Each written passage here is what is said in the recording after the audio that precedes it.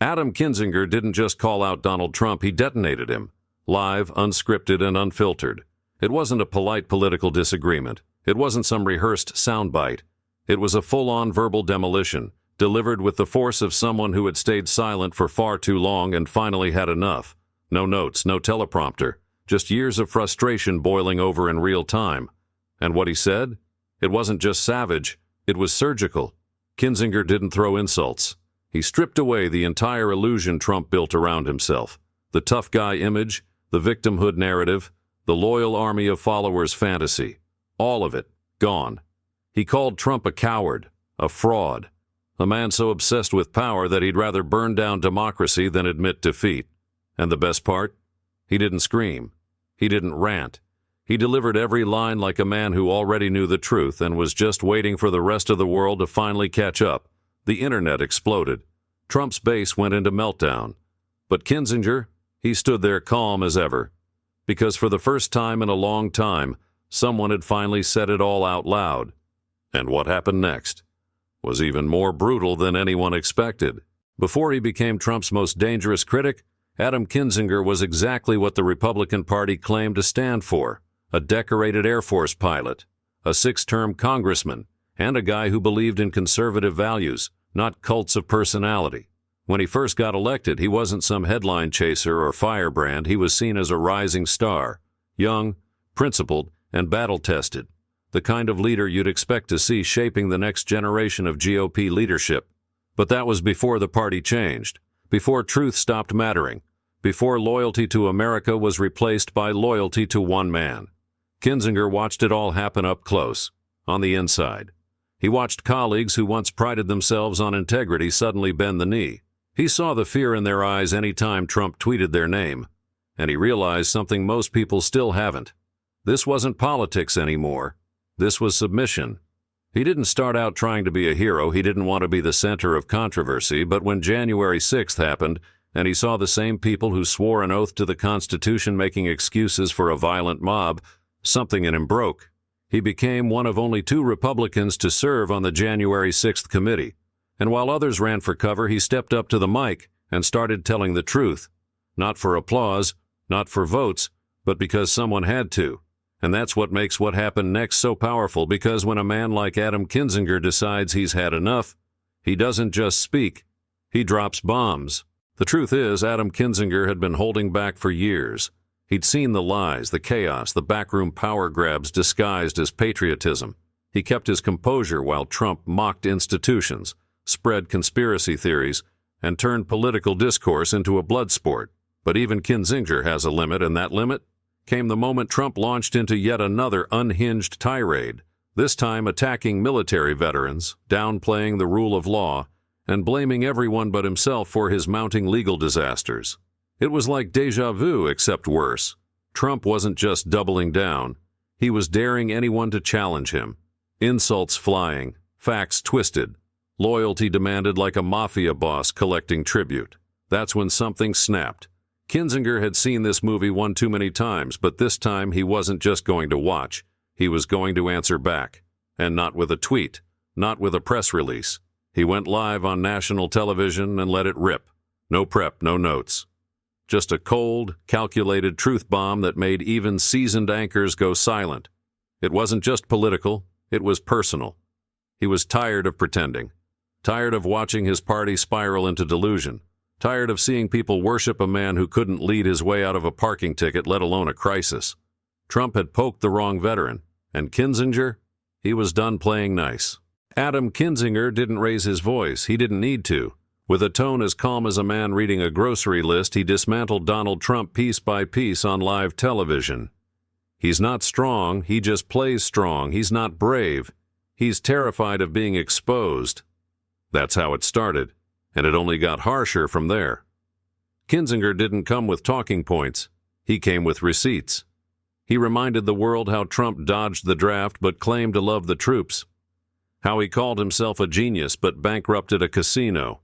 How he demanded loyalty from everyone around him, while throwing them under the bus the second they became inconvenient. He's a weak man pretending to be tough, Kinzinger said. A faithless man pretending to be righteous. A con artist pretending to be a leader. And it wasn't just political critique. It was surgical humiliation. He brought up January 6th. He pointed out that while Trump's supporters were storming the Capitol in his name, Trump wasn't leading. He wasn't calming the chaos. He was watching, like it was a TV show. Kinzinger's voice never cracked. His hands didn't shake. It was the kind of slow, controlled takedown that hits harder than any shout. Because it wasn't about theatrics, it was about truth. He even mocked Trump's so-called toughness, saying, "If you want to look strong, try leading through crisis, not tweeting through tantrums." For years, Trump had steamrolled critics with insults, nicknames, and Twitter fingers. But this time, he met someone who wasn't afraid of him. And for once, Trump had no comeback. But the silence wouldn't last long. Because what came next was the meltdown. Donald Trump heard every word. And like clockwork, the meltdown began. Within hours of Kinzinger's takedown airing, Trump was back on his favorite stage. Not a debate, not a press conference, but behind the glowing screen of Truth Social, furiously typing in all caps like a teenager rage posting at 3 a.m. Disgraceful! Traitor! Bitter loser Adam Kinzinger! It was vintage Trump. The name-calling, the baseless accusations, the exhausting victim routine. He didn't even bother addressing the points Kinzinger made because he couldn't. Instead, he did what he always does when cornered: deflect, deny, demonize. In Trump's world, being exposed isn't a problem to fix. It's a PR crisis to spin. So he spun hard, accusing Kinzinger of being part of the deep state, calling him a failed Republican, and even suggesting he was jealous of Trump's success. Let's pause on that for a second. This is the same Donald Trump who has racked up more lawsuits than most people have shoes. The same guy who lost the presidency, got impeached twice, and still blames voting machines for what millions of Americans watched unfold in real time. And yet somehow, in his mind, he's the victim. Not the man who risked his career and safety to tell the truth. Not the families torn apart by lies. Not the country still recovering from the damage. Just him. Because when Trump gets criticized, it's never a reckoning. It's a witch hunt. When he's held accountable, it's always a scam. When someone tells the truth about him, they're automatically labeled an enemy of America. But here's the thing. This time, it didn't land the same. There was no crowd chanting behind him, no rally to distract the headlines, just the sound of his ego crumbling under the weight of facts. And for a man obsessed with control, that's the one thing he can't spin away. But while Trump flailed online, the real firestorm was just beginning. Because Kinzinger's words had struck a nerve far deeper than Trump expected. And the backlash that followed? It didn't just come from strangers, it came from inside his own life. Kinzinger knew there would be backlash. He just didn't know it would come from people who once said they loved him. The moment his takedown of Trump went viral, the floodgates burst open. His inbox filled with threats. His phone blowing up with messages from anonymous numbers, some promising justice, others threatening much worse. But it wasn't just faceless trolls or MAGA diehards. It was people he knew. An old war buddy, someone he'd flown missions with in Iraq, texted him to say he was ashamed to have ever served beside him. Extended family members sent certified letters to his parents' house, disowning him. He wasn't just being criticized, he was being excommunicated. And all of it, every angry post, every hateful voicemail, every severed relationship, was for one reason. He told the truth about Donald Trump. That's how deep the cult of personality has gone. This wasn't about politics anymore. It wasn't about conservative versus liberal. It was loyalty to one man or you're dead to them, literally and metaphorically. Kinzinger didn't cry about it. He didn't beg for sympathy. He brought it all into the light. This is what's happening across the country, he said. Families are being torn apart, not over policy, but over a man who couldn't care less about any of them. And he was right. While Trump played the victim online, real people, real Americans were choosing tribalism over truth, division over decency, rage over reason, because to them, challenging Trump isn't disagreeing. It's blasphemy. And Kinzinger? He became the heretic. But instead of backing down, he leaned in, because he understood something most of his critics never will. Losing friends and family over honesty is painful, but losing your country to lies is far worse. And the real reason they're angry? Because deep down, they know he's right. What Adam Kinzinger exposed wasn't just a flawed man. He exposed a system built entirely around one ego. Donald Trump isn't just a politician to his most loyal supporters. He's become something closer to a religion. And questioning him? That's heresy. This is the core of what Kinzinger calls the cult of personality, a movement where loyalty matters more than truth and identity matters more than country, where Trump isn't just a leader, he's the sole source of authority. His word isn't debated, it's repeated. His failures aren't acknowledged, they're rewritten. And his power doesn't come from competence. It comes from the sheer intensity of blind devotion. It's why his supporters will excuse anything. Lie, it was strategy. Fail, it was rigged. Get indicted, that's just proof he's fighting the system.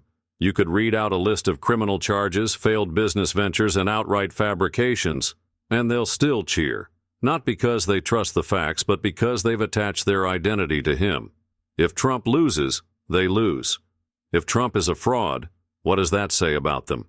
It doesn't matter what he does. What matters is how he makes them feel. Powerful, heard, angry, and united against some vague, invisible enemy. And Trump knows it. That's the scary part. He feeds it. He doesn't build coalitions, he builds echo chambers. He doesn't inspire ideas, he inspires obedience. He doesn't empower his followers, he uses them, fuels their outrage, and turns their loyalty into a weapon. Every rally, every social media post, every witch hunt claim, it's all a carefully curated performance. A feedback loop of fear and flattery. Tell the base they're under attack. Tell them he's the only one who can protect them. Tell them any challenge to his power is an attack on them, and it works. Kinzinger saw it firsthand in Congress. He watched colleagues, grown adults with decades of experience, cave in seconds at the threat of a tweet, not because they believed in what Trump said, but because they were afraid of losing his base, of being primaried, of being labeled a rhino and cast out by the very movement they once helped build. So they chose silence.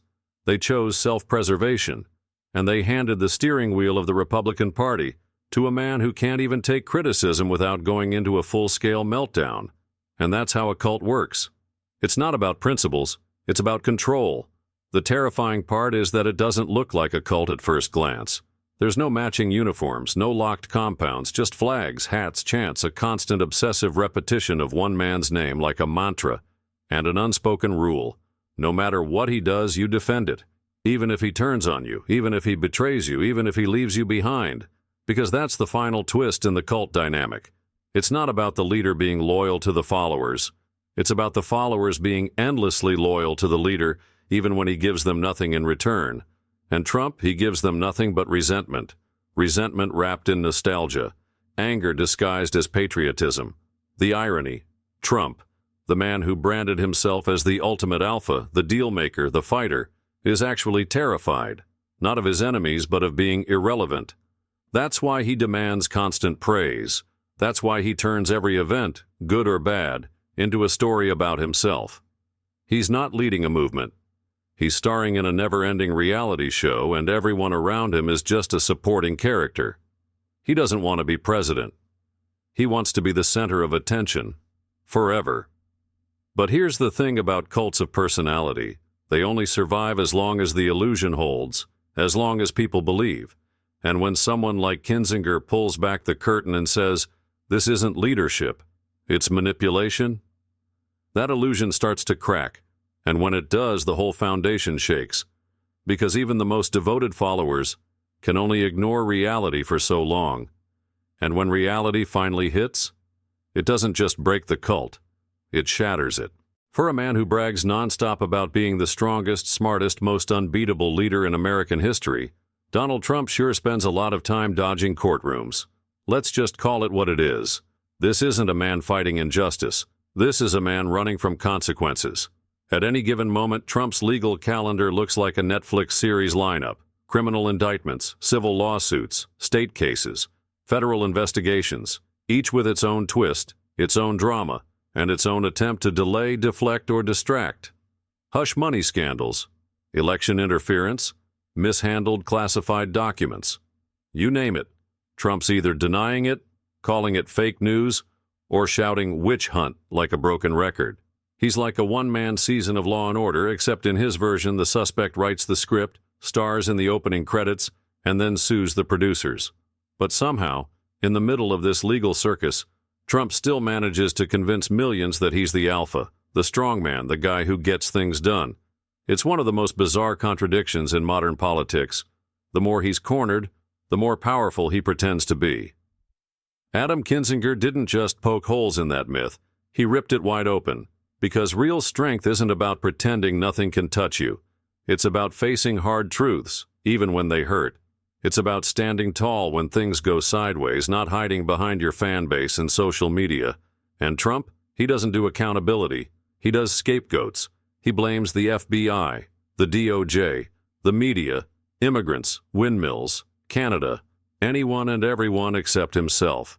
He could slip on a banana peel and find a way to blame Hillary Clinton, Barack Obama, and the guy at the drive-thru window.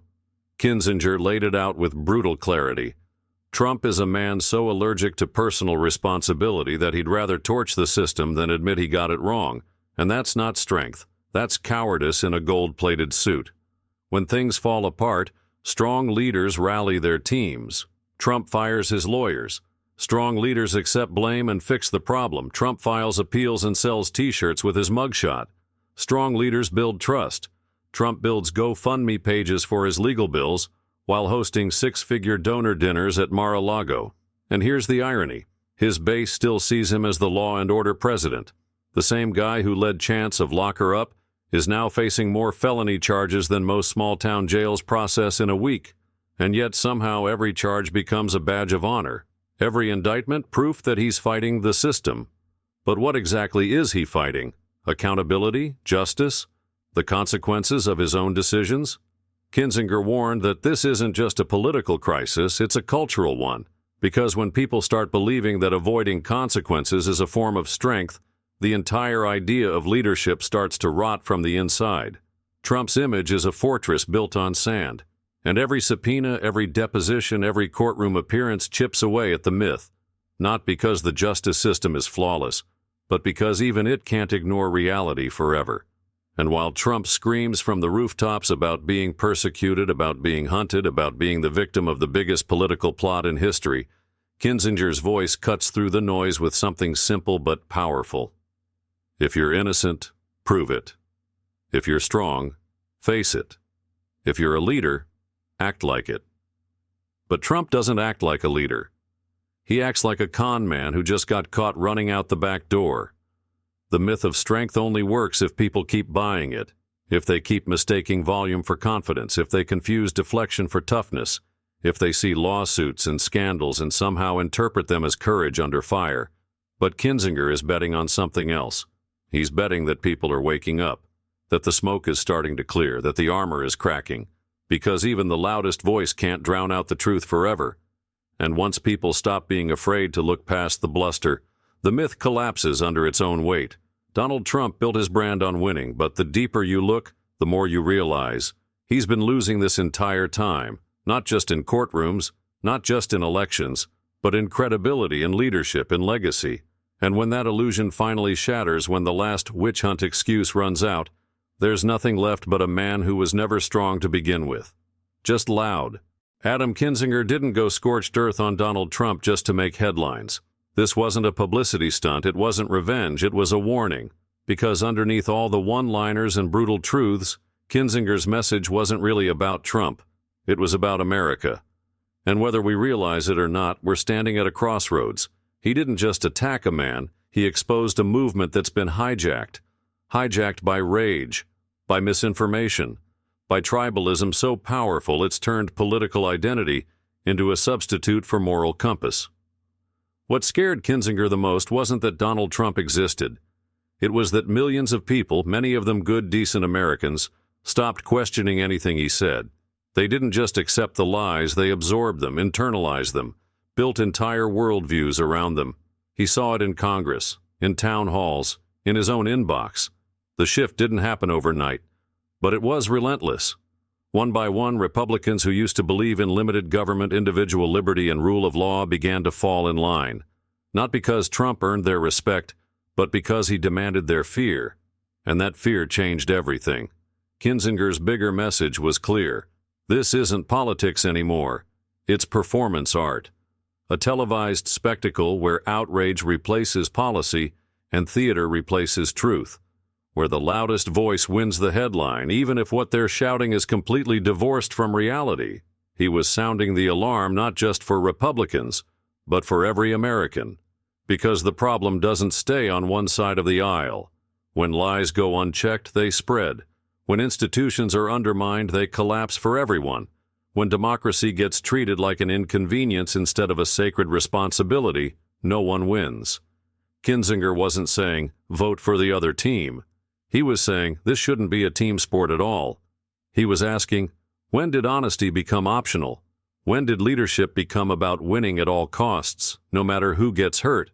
When did we start treating truth like an opinion and loyalty like a currency? These were the questions he hoped would cut through the noise. But in return, he got silence. Or worse, he got attacks from the people he once stood beside. That didn't stop him, because Kinzinger understands something far too many politicians have forgotten. The truth doesn't need to be popular. It just needs to be told. He stood up not because it was easy, but because it was necessary. Because he saw what happens when no one pushes back. When corruption becomes routine, when gaslighting becomes gospel, when the Constitution is treated like a prop instead of a promise. And most of all, he saw what happens when fear takes over. Not fear of external enemies, but fear of the truth. Kinzinger knew the cost. He wasn't naive. He knew he'd lose friends. He knew he'd lose allies. He knew there'd be no book deals, no Fox News invites, no golden parachute waiting on the other side. But he did it anyway. Because leadership isn't about what you gain. It's about what you're willing to lose to do the right thing. And in an age where politicians are more interested in likes than laws, more obsessed with algorithms than accountability, Kinzinger did the unthinkable. He told the truth to his own side, and he didn't flinch when they turned on him. Because he wasn't speaking to the mob.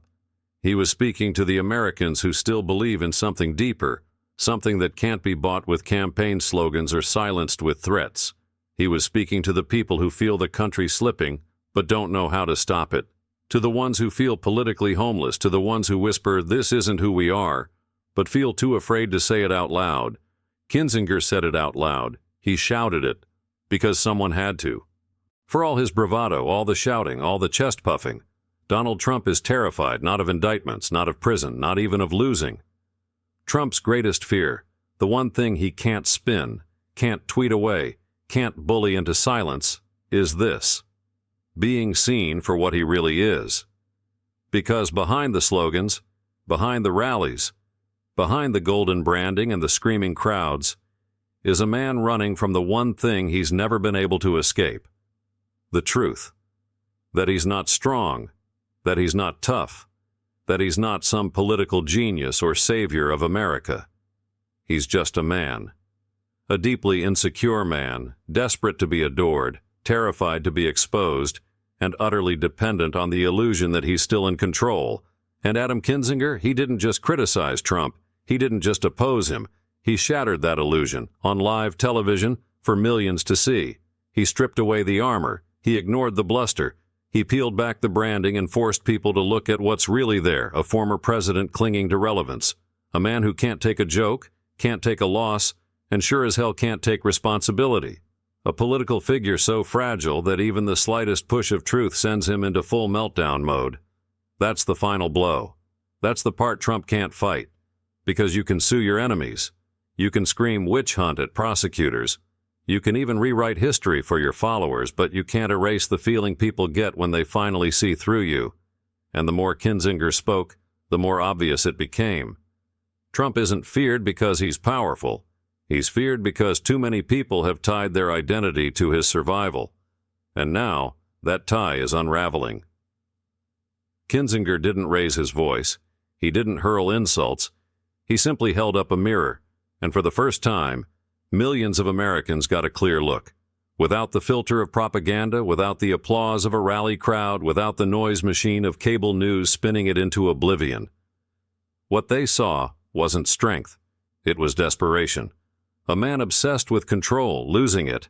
A man who built his brand on dominance, now cornered by facts, a man who mocked accountability, now running from it like a shadow he can't outrun. And that's the tragedy of Trump's story. Not that he failed to live up to the hype, but that so many people helped him build the illusion, knowing all along it was smoke and mirrors. He never wanted to serve. He wanted to be worshipped. He never cared about unity. He needed division to survive. He never wanted to make America great. He wanted to make himself untouchable. But every empire built on lies eventually crumbles. And no matter how many supporters chant his name, how many lawyers file his motions, how many influencers echo his every word, the cracks are spreading. Because you can't outrun the truth forever. Not in the courts, not in the polls, and not in the hearts of people who are finally starting to wake up.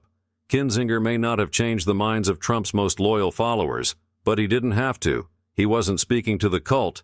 He was speaking to the country, to the millions of Americans who've been gaslit, exhausted, and manipulated into silence. He reminded them that real strength isn't volume, it's conviction, that real leaders don't play the victim, they take responsibility, and that patriotism doesn't mean blind loyalty to a man, it means courageous loyalty to the truth even when it costs you everything. Trump can't handle that. Because in his world, truth is the enemy. It exposes the bankruptcy of his leadership. It unmasks the hollowness of his brand. It turns the camera around and forces him to face what he's been running from his entire life. Not Joe Biden, not Adam Kinzinger, not the media or the courts or the deep state, just himself. And that's the fear he can't hide. The fear that when the shouting stops and the lights go out, the world will see him not as a titan of politics, but as a frightened man with nothing left but a crumbling narrative and a Twitter account. That's what makes Kinzinger's final blow so devastating. Not because it was loud, but because it was quiet. Not because it was personal, but because it was true.